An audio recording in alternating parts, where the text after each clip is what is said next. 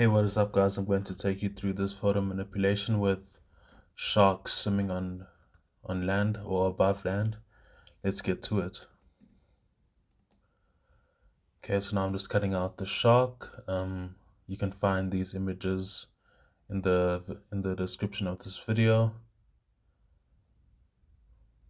I decided to mask out the shark and not actually cut it out because working non-destructively allows you to edit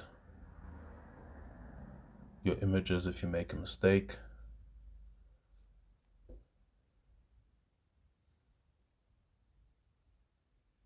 Now I'm just moving the shark around.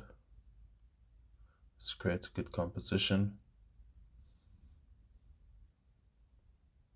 And then after that, I realized that this image is way too bright and I forgot I left the brightness and contrast layer on, so I turned it off. I'm just moving the image a bit more, and I really like it here. So now I'm creating a shadow.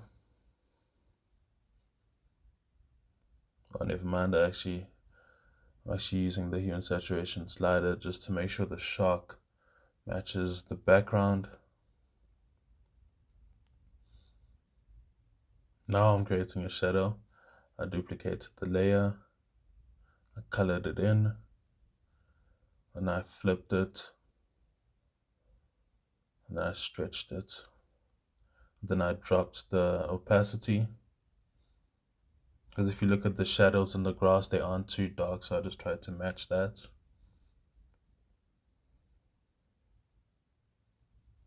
Now I'm adding a highlight. What I do to add the highlight is that you create a new layer, then you hover above the gap between the shark layer and your new layer, and you hold down Alt, and an option will come up to basically join the layer, so that whatever you do on the above layer will only show on the shark and not outside the shark.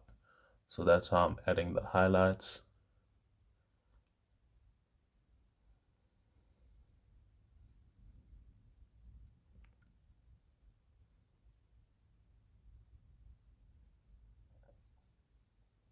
Now I just decided to erase the hard edges, because if you see all the shadows, they don't have hard edges because it isn't solid ground,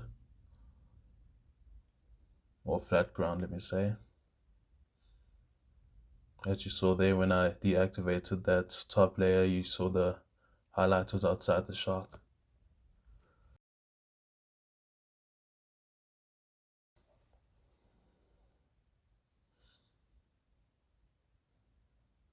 I just decided to add more highlights because the sunset is pretty bright, so just try to emphasize. Just try to really, the goal is really to make the elements and the composition look like they're actually meant to be there, as realistic as possible. So that's why I had to add more highlight. I tried to make the shark dark, then I gave up on that. I should try to make the underside of that shark dark, but I gave up on that. I'm just cutting out another shark because the composition is pretty boring. As you can see here, the fin was blurry, so I just created my own fin basically.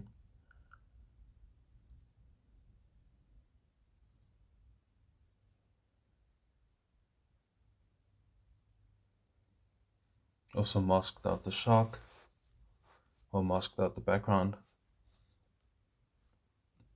And I wanted to make the shark seem like it's swimming above the valley in a way. Then I duplicated it and added it to the top right just to make the composition more interesting. Now I'm just playing with the brightness, contrast and brightness, and hue and saturation just to match that shark to the sunset.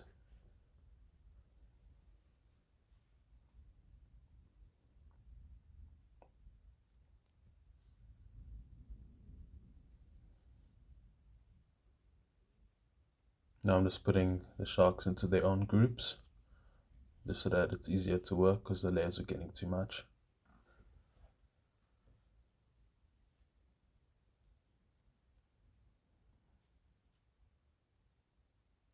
I'm just playing with the brightness and contrast on the top right shark.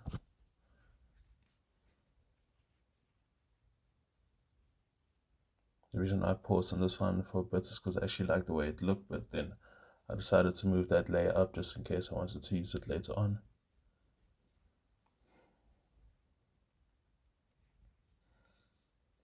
Now I'm trying to match the colors of that shark to the sky and the blue sky in the back.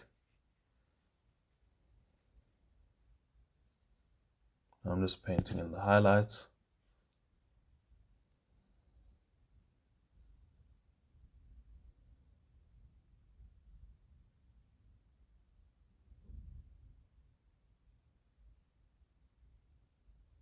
Now I'm adding fish in the valleys just to bring more life to the composition.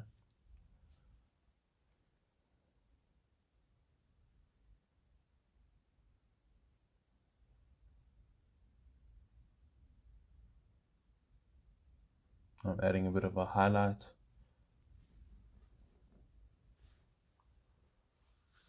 I decided to add more fish, and these fish are a bit darker because they're swimming right in front of the sun, the setting sun. I masked out the fish so that it looks like they're swimming behind that mountain range.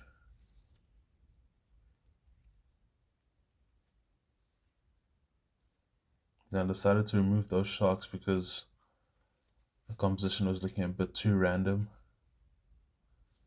So now I'm just adding more fish into the valley.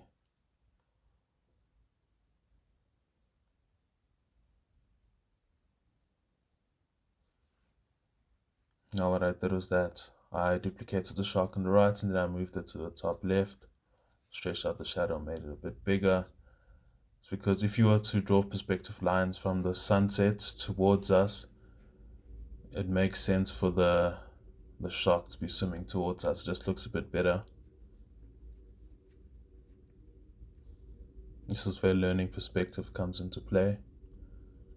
That's why I do a lot of drawing, because perspective is a huge thing in drawing to make things look more realistic.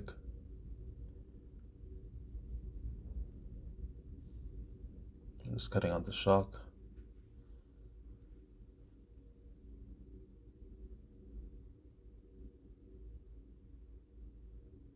I'm just using my Wacom tablet.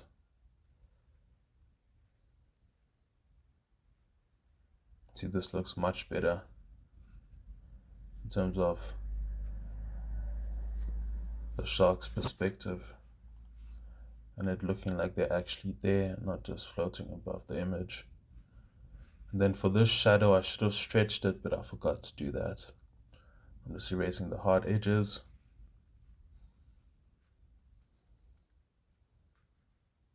Just adding a highlight. I didn't really like this shark in the middle here because it has too much of a sharp angle. On the top of it, but I just left it in. And now I'm just grouping. I just added everything into one group. Then I merged the group. I forgot to add the background into the merged group, so that's why I ungroup it or unmerge it and then add the background and then remerge it, if that's a word. And I go to filter and camera raw, filter, and here I just play with basically everything that I can. No, I'm just joking, but this is all personal taste now. I played with the temperature and the tint so that everything blends in well with each other, because now the colors in the shark and the colors in the background match very well. This is all personal taste. I'm just zooming in to see what the texture does, just to make sure it does what I want it to do. I love increasing clarity a bit because it gives the image a bit more texture.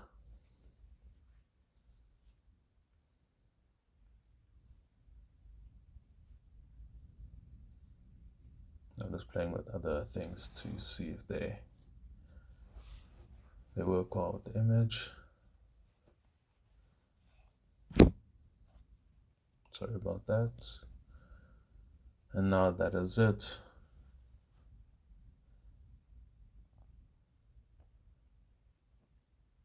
And this is the final image. Thanks for watching. Thanks for listening. And yeah, remember to like and subscribe.